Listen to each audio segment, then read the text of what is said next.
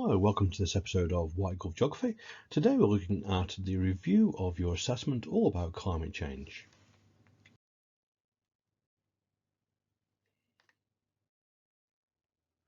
Looking at question number 1, it says, here's a graph to show the amount of carbon dioxide in the atmosphere. Question 1A1 says, describe the change in the amount of carbon dioxide in the atmosphere shown in figure 1. Firstly, we're going to look at the years, and definitely going to include information from the x-axis, also going to include information from the y-axis, going to include some data from both. And we're going to note any trends. So the first thing we'll notice is in almost all of your works, nobody wrote on the graph. It's always good practice to write on the graph. So let's do this together. You'll notice here, we've got the first increase, and there's two distinct phases of the increase. One I've just circled there, which is there's a kind of steady, there's a slow increase. And at the year 1950, there's a more rapid increase. So here's the example of what your work might look like. The amount of CO2 increases from 283 parts per million, ppm, to 310 parts per million in 1950. It then increases more rapidly to 395 parts per million in 2010. So what have we got in there?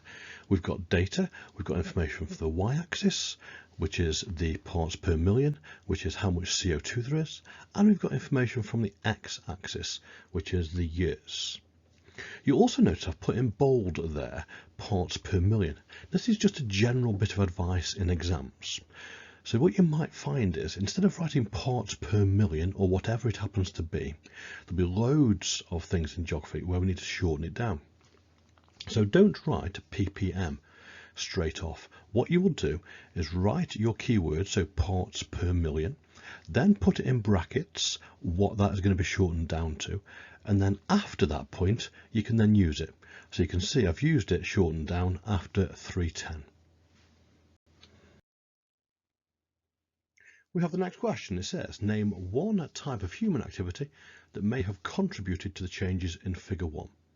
Now, because figure 1 is all about CO2, carbon dioxide, the main cause of carbon dioxide is burning fossil fuels. And even if you did get a full mark, also add in coal, gas and oil as the examples. We then have 1A3, which has outlined two other ways human activity might contribute to climate change. And that is deforestation and changes in agriculture. It says all there, but it should be an and. Next question. Outline two techniques climate scientists might use to measure the Earth's climate during the Quaternary period. And of course the Quaternary period is the last 2.6 million years, pretty much when humans in some way have been around. Now the word outline just means explain. So write that on your assessments now, the word explain instead of outline.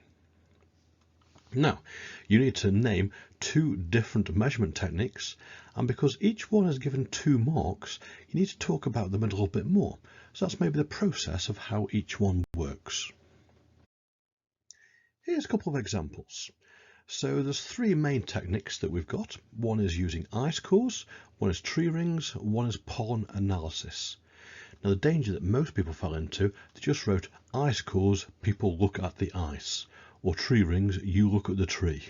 Or pollen analysis, you count pollen. But we can see here there's a lot more information on it. So if you talked about ice cores, we need something about it. So ice cores store and hold the air in them at the time when the snow fell. This builds up over time in places such as Antarctica. And then this is where we get the second mark. This means that scientists can melt the ice and measure the quantities of oxygen and carbon dioxide.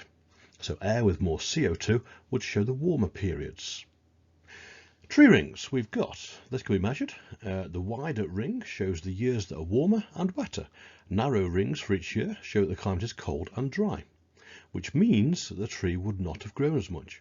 This is best completed in areas such as Western Europe where trees are able to grow, or any other place. Pollen analysis. This is completed when a core is taken from a peat bog or an area where sediment or any soil or peat accumulates or builds up over time with pollen.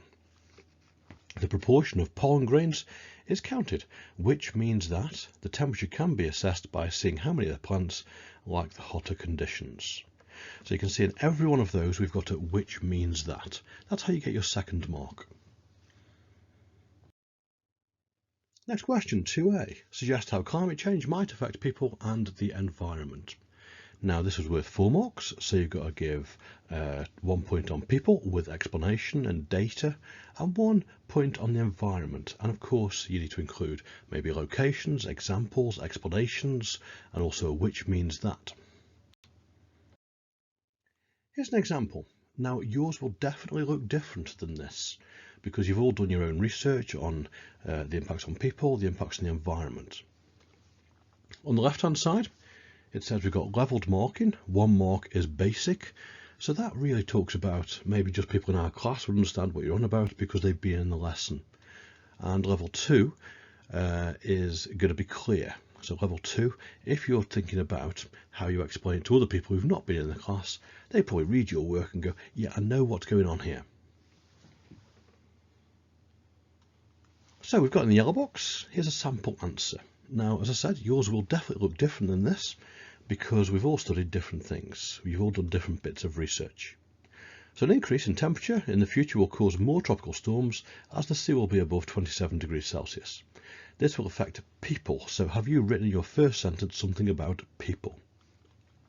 This will affect people in low-lying areas of the Caribbean, so I've named a place, by affecting water and power supplies in places such as Barbuda. The country receives 50% of its income from tourism, so employment will decrease. There's probably a little bit more detail in there than we actually need, but you can see the key things. A little bit of data, a place name, a which means that, and is it about people? Next one, the environment of the Sahel, which is a region in the south of the Sahara Desert, will be affected by an increase in temperature above 40 degrees that they experience already in the future. This will result in more evaporation and fewer plants surviving, which leads to, which is AO2, increasing amounts of desertification. Again, you might have not studied this, but the key themes are, have you included maybe a place? Have you said which means that? And have you definitely said it's about the environment? So there's no need to copy that, but double check your work. What do you need to include? Next, explain how volcanic activity and orbit changes may cause long-term climate change. So you must include something about volcanoes, you must include something about the Earth's orbit around the Sun, and then of course, because it's worth more marks, you've got to extend your answer, which might be a which means that, this leads to, this is because, assessment objective 2 statements. Here's a sample answer. So orbit changes. Again, this covers most things, so you might not need to write all of this, but this is just there so you can see what you might include. Orbit changes. Changes from a circular to an oval orbit, or you might write elliptical if you're kind of heading towards the top end, can affect the amount of sunlight the Earth receives. It takes about 100,000 years for the Earth's orbit to change from being more circular to elliptical and back again. This cycle coincides with the alternating cold, glacials and warm periods, interglacials, during the Quaternary period, which is the last 2.6 million years. These changes are called Milankovitch cycles. So that's probably just a little bit more than we need in there, but it gives you an idea of what you could be heading towards, and we've covered all of that in class. Volcanoes. Volcanoes can release large amounts of ash and sulfur dioxide. This can reflect the sun's rays, causing the planet to cool. Over time, however, eruptions can also release large quantities of greenhouse gases like carbon dioxide. These gases can trap the sun's rays, causing then the planet to warm in the long term. So compare your answer to these. What are you missing? What could you add in? Final question. This is worth quite a lot of marks. So we've got, it says, read the following. And here's the statement.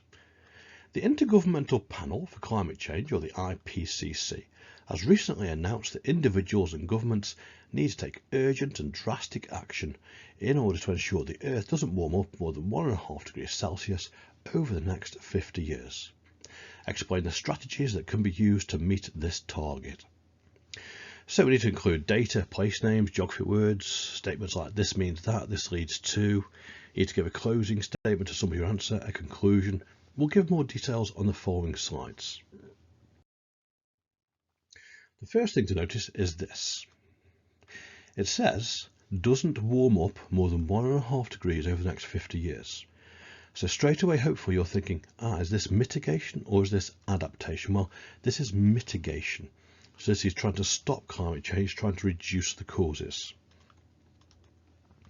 Just for your own information, I'm going to be talking about alternative energy production. So solar, sun, we're going to talk about wind farms, I'm going to talk about planting trees, and then I'll say that also those need to happen at an international level because it's a global issue.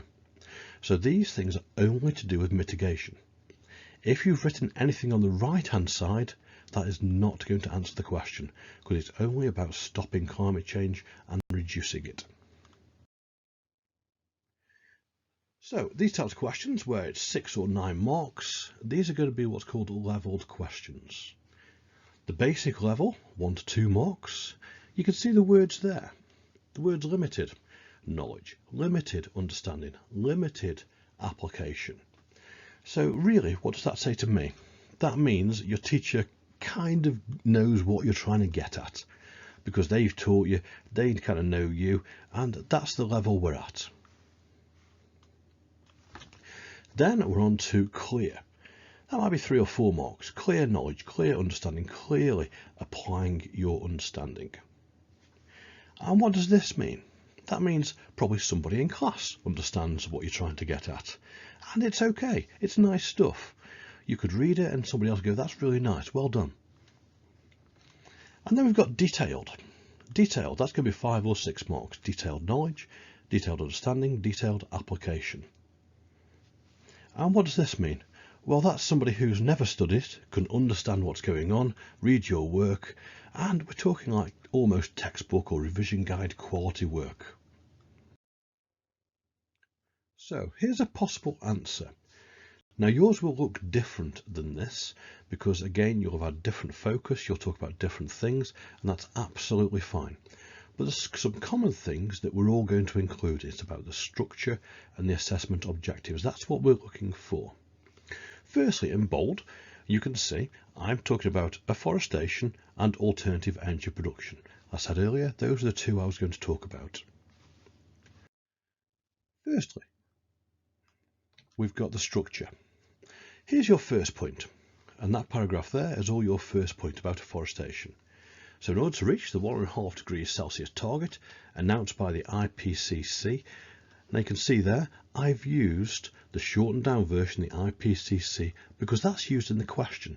So already it's written, so I don't have to write down Intergovernmental Panel for Climate Change because it's in the question. You can use a range of mitigation strategies, so I've used a geography word, such as planting trees and alternative energy production. It's important to plant trees in places such as the Amazon and Brazil, which means that the 750,000 kilometers squared forest is replenished every year.